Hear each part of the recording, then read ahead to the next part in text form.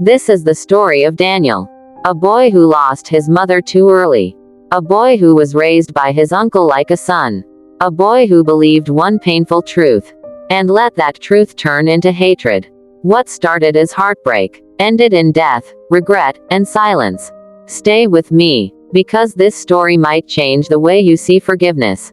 Let me tell you how it all began. Rain fell heavily on the empty highway. Each drop, a memory, a regret, a life unlived. Inside a moving car, a father and his son sat in silence. The windshield wipers moved back and forth, like a heartbeat, like time itself. But inside that car, time had already stopped. No laughter, no music, not even the radio. Only the rain, only the breathing, only pain. Mr. Cole, Jonathan Cole, held the steering wheel tightly. His knuckles were white, his jaw was clenched, his eyes fixed on the road ahead. But his mind was somewhere else. On his son, on his wife, on the years that slipped away. Beside him, Daniel stared out the window, his eyes filled with anger, and sadness, and something darker, something cold. His reflection stared back at him in the glass. A stranger, a boy who used to smile, a boy who used to believe in his father. He was not always like this. Once, Daniel was a happy child. He had his mother's laugh, his father's eyes, and a heart full of wonder. He would run through the house, chasing butterflies he'd never catch, drawing pictures of families holding hands, asking questions about the stars. "Dad, do stars have families too?" Jonathan would smile, lift him up, spin him around. "Yes, son, everyone has a family." But that was before the sickness came, before his mother, Sarah Cole, became weak, before the hospital visits, before the prayers that went unanswered, before the funeral. Daniel was only 8 years old when his mother died. 8 years old, standing in front of a coffin, holding a single white rose, watching them lower her into the ground. He didn't cry that day. He was too shocked, too broken, too empty. And his father, Jonathan, couldn't even look at him. Guilt had already consumed him. So when Marcus, Jonathan's younger brother, stepped forward and took Daniel's hand, Jonathan let him. "I'll take care of him," Marcus said softly.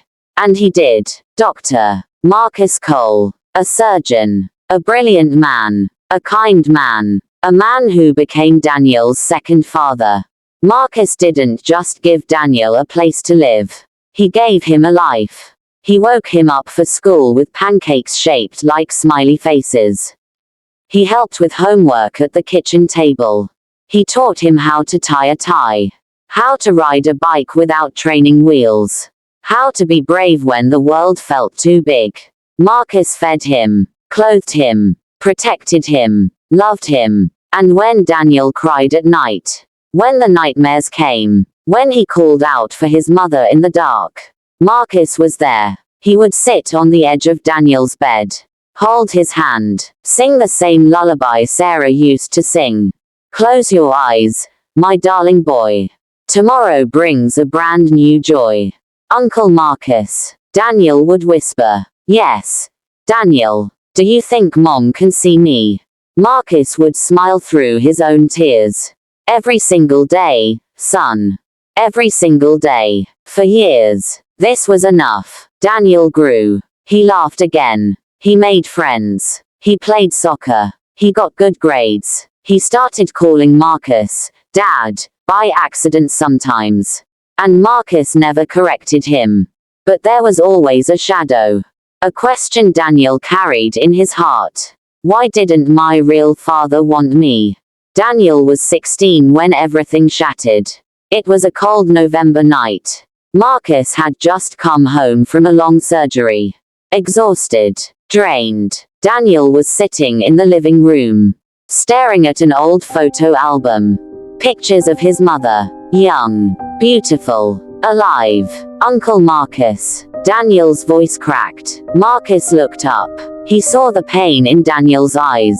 The same pain he'd seen for 8 years. Come here, son. Daniel walked over slowly, sat beside him on the couch. And then, he broke. Tears poured down his face. His body shook.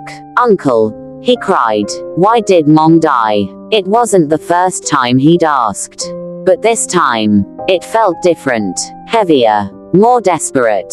Marcus pulled him close, held him tight. Daniel, why?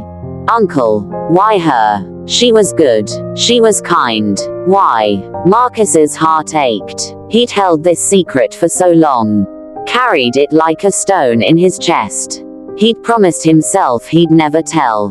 But looking at Daniel's face, seeing the boy he'd raised, feeling the weight of unanswered questions, he broke too. Daniel, there's something you need to know.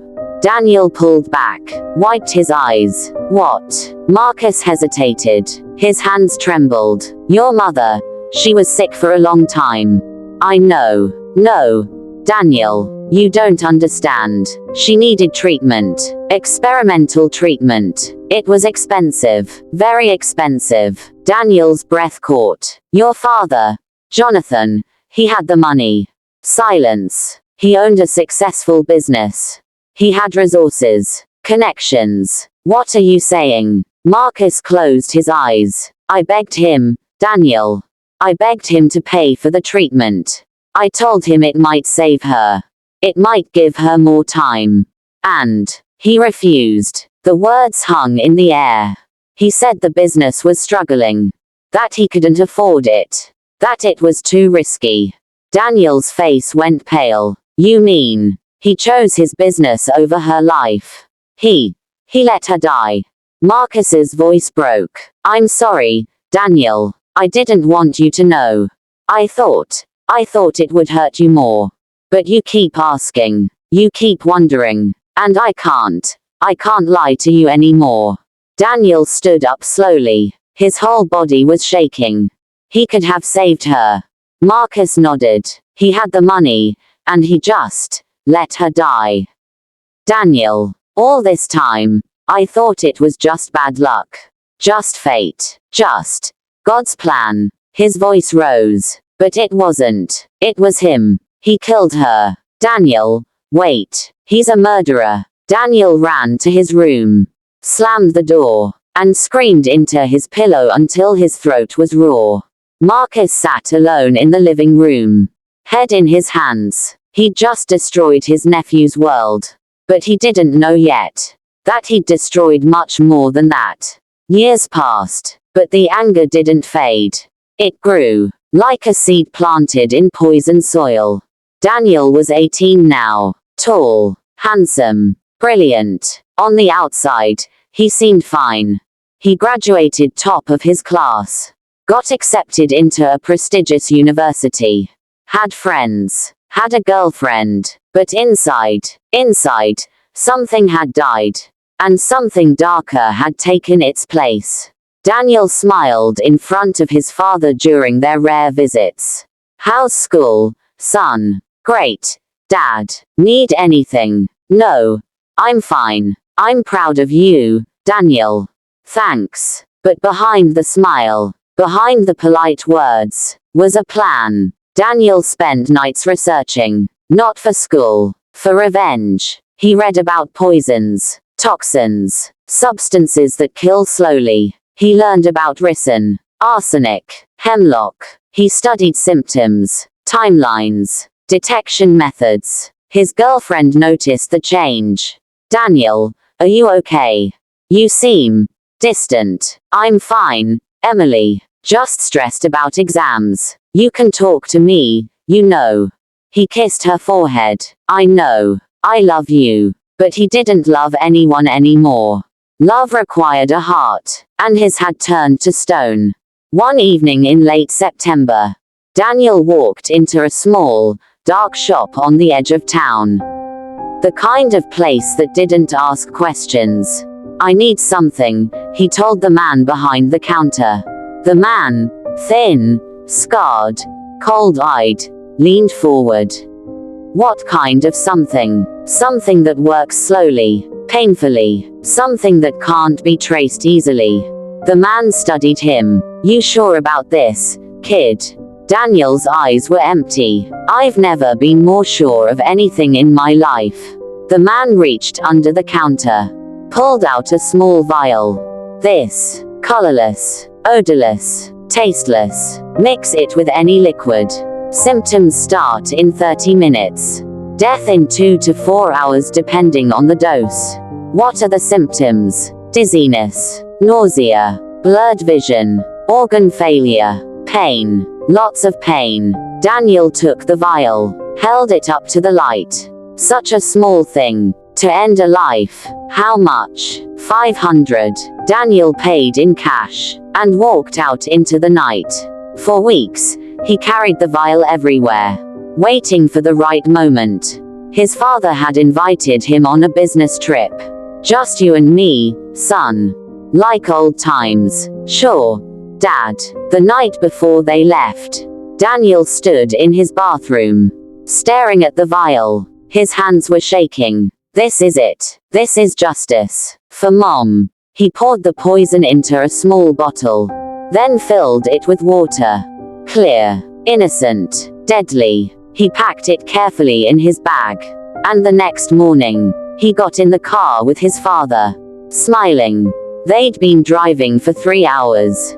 The business meeting had gone well. Jonathan was in a good mood. You know, Daniel, I've been thinking.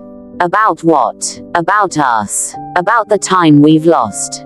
I know I wasn't there for you after your mother died. I know Marcus raised you. And I'm grateful to him. But I want to do better. I want to be your father again. Daniel stared out the window. His jaw clenched. It's a little late for that. I know. But it's never too late to try, is it? Silence. Jonathan reached for the water bottle in the cup holder. Daniel's heart stopped. This is it. He's going to drink it. Jonathan lifted the bottle to his lips and drank. 1 gulp, 2, 3. Then he put it back. Needed that. Long drive. Daniel's hands were shaking. 30 minutes. That's all it would take. 30 minutes and his father would start to suffer. Just like his mother had suffered. The rain started falling, softly at first, then harder. Thunder rumbled in the distance. 20 minutes passed. Jonathan started rubbing his temples. You okay, Dad? Yeah. Just a headache. Probably need coffee. Daniel's chest tightened. It's working. The poison is working. But instead of satisfaction, he felt something else. Fear. Another 10 minutes. Jonathan's driving became slower. Daniel, I feel strange. Strange how? Dizzy. Lightheaded. Maybe you should pull over. No. We're almost to the next town. I'll be fine. But he wasn't fine. His vision was starting to blur. His hands were trembling on the wheel. And Daniel was starting to panic. What have I done? What have I done? Then it happened. The argument. Daniel couldn't hold it in anymore. Dad, pull over. Now. Daniel, I said pull over. Jonathan slammed on the brakes. The car skidded to the side of the road. Rain pounded the roof. What the hell is wrong with you? Jonathan shouted. With me. What's wrong with you? What are you talking about? You think money is everything, don't you? Daniel, you think your business matters more than people? More than family? Where is this coming from? Mom. Daniel screamed. You let Mom die. Jonathan's face went pale. What? You had the money for her treatment. Uncle Marcus told me. You refused to pay. Daniel, that's not. You let her die. You chose money over her. Over us. Listen to me. You're a murderer. You killed her. And I hate you. Thunder crashed. Lightning lit up Jonathan's face. And Daniel saw something he didn't expect. Tears. Daniel. Jonathan's voice broke. That's not what happened. Don't lie to me. I'm not lying. Yes. I was struggling financially. Yes. The treatment was expensive. But I didn't refuse because of the money. Then why? Because the doctors told me it wouldn't work. Daniel froze. What? The experimental treatment. They said it had a 5% success rate. 5%. And the side effects. They would have made her last months a living hell. She would have been in agony. In pain every single day. You're lying. I'm not. Your mother and I talked about it. Together. We decided against it. She didn't want to suffer anymore. She wanted to spend her last days in peace. With you. With dignity. No. I used that money to make her comfortable. To bring hospice nurses. To buy her pain medication. To take you both to the beach one last time. Don't you remember? Daniel did remember. The beach. The sunset. His mother's smile. Look. Daniel. The sky is so beautiful. She was happy those last days, Jonathan continued. Because she wasn't in pain. Because she was with us. That's what she wanted. Then why? Why did Uncle Marcus say? I don't know, son. Maybe he didn't know the full story. Maybe he blamed me. Maybe. Jonathan's voice cracked. Maybe I deserved the blame anyway. For not being stronger. For not fighting harder. For letting her go. Daniel's world was spinning. No. This can't be true. Uncle Marcus wouldn't lie. Would he? Daniel. I loved your mother more than anything. I still do. I see her in you every day. That's why. That's why I stayed away. Because looking at you hurt too much. Because I failed her. I failed you. Daniel couldn't breathe. 8 years. 8 years of hatred. Built on a lie. And now. Oh God. Oh God. What have I done? Jonathan reached for the water bottle again. No. Daniel shouted. What? Don't drink that. Why not? Daniel's hands were shaking violently. Because.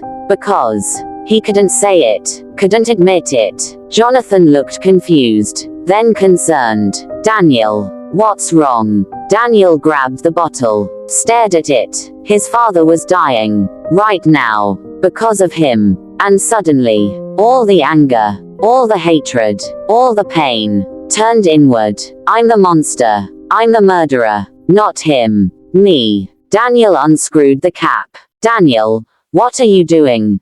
And he drank. He drank the rest of the poison. Every drop.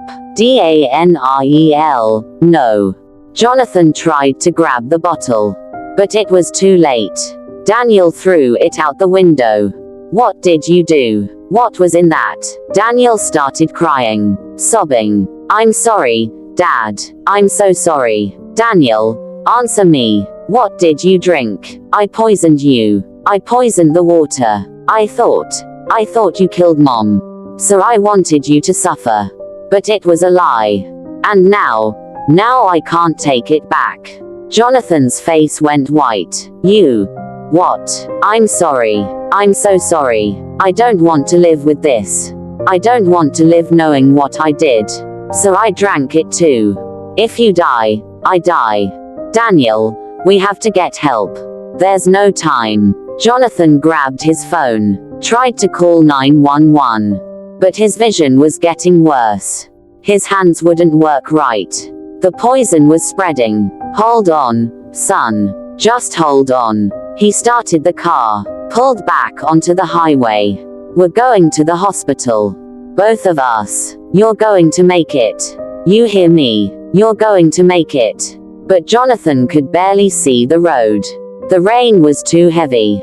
The world was spinning. Daniel was slumped in the passenger seat. Pale. Weak. Fading. Dad. Stay awake. Daniel. Talk to me. I'm scared. I know. Me too. I don't want to die. You won't. I promise. But Jonathan couldn't keep that promise. Because ahead, through the rain, headlights appeared. Bright. Too close. A truck. Swerving. Coming straight at them. Daniel. Jonathan yanked the wheel. But his reflexes were too slow. His body wasn't responding. Crash. Metal screamed. Glass shattered. The world exploded. And then, darkness. Sirens. Red and blue lights flashing in the rain. Paramedics running. We've got 2 victims. Male. Mid-40s. No pulse. Second victim. Male. Late teens. Weak pulse. Unresponsive. They pulled Jonathan from the driver's seat. Tried CPR. Tried everything. Come on. Come on. But it was too late. Time of death. 11:47 p.m. They loaded Daniel into the ambulance. Racing against time. Stay with us, kid. Stay with us. Street. Mary's Hospital. Emergency room. Chaos. We need a surgeon. Now. Trauma to the chest. Possible internal bleeding. Get me a blood panel. Stat. Nurses ran. Doctors shouted orders. Machines beeped frantically. Then, the chief surgeon arrived. Dr. Marcus Cole. He'd been on call. Rushing through the doors. What do we have? 18-year-old male. Car accident. Severe trauma.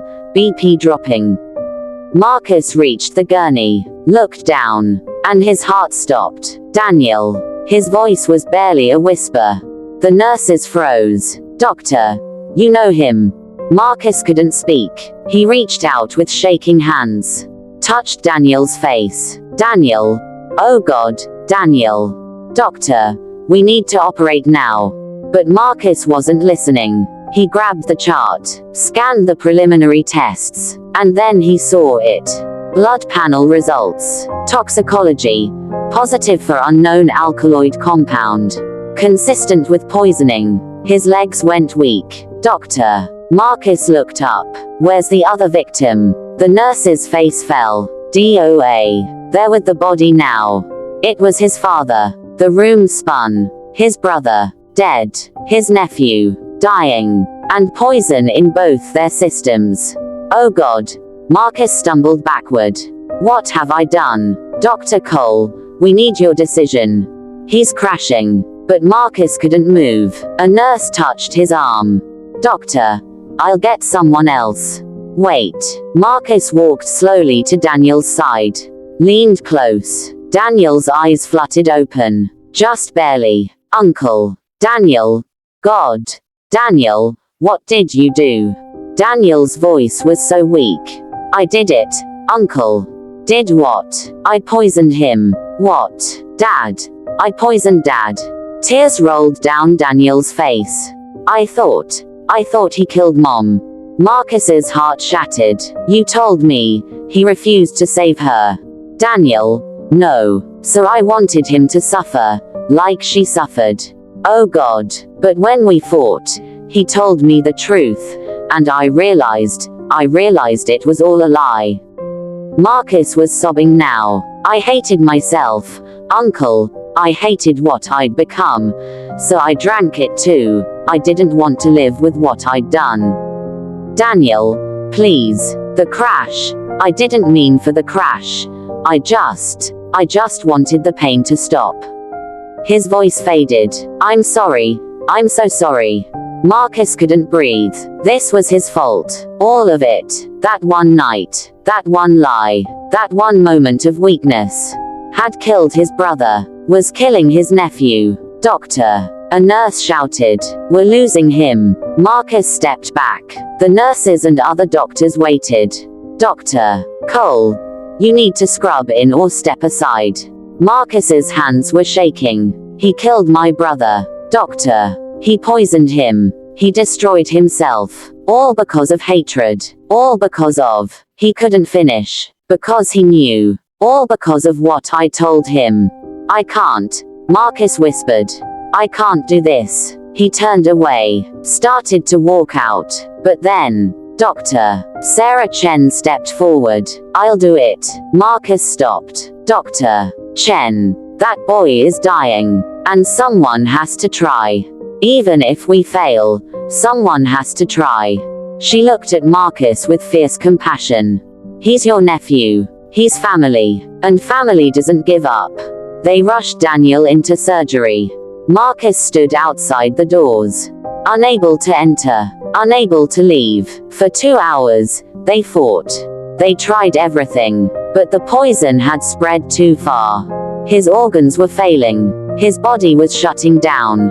At 2:14 a.m., Dr. Chen came out, her scrubs covered in blood, tears in her eyes. "I'm sorry." They let Marcus sit with him. In those final moments, Daniel was barely conscious. "Uncle, I'm here. Daniel, I'm right here. Is Dad? Is he?" Marcus closed his eyes. "Yes." Daniel sobbed weakly. "I killed him. I killed him." "Shush. Don't talk. I just wanted him to love me, Uncle. I just wanted to matter. I thought he didn't care. I thought he chose money over Mom. Over us. But I was wrong. I was so wrong." "I know, son. I know. Why did you tell me that? Why did you say he refused?" Marcus's voice broke completely. "Because I was angry too. Because I blamed him when she died. Because I wanted someone to hate other than God. And I chose my own brother. I'm sorry, Daniel. I'm so sorry. This is all my fault." "No." Daniel whispered. "It's mine. I'm the one who. His breathing became labored. "Uncle, do you think Mom will forgive me?" "Oh. Daniel, she already has. And Dad, him too. Then maybe." Daniel's eyes closed. "Maybe I'll see them soon, and I can tell them I'm sorry."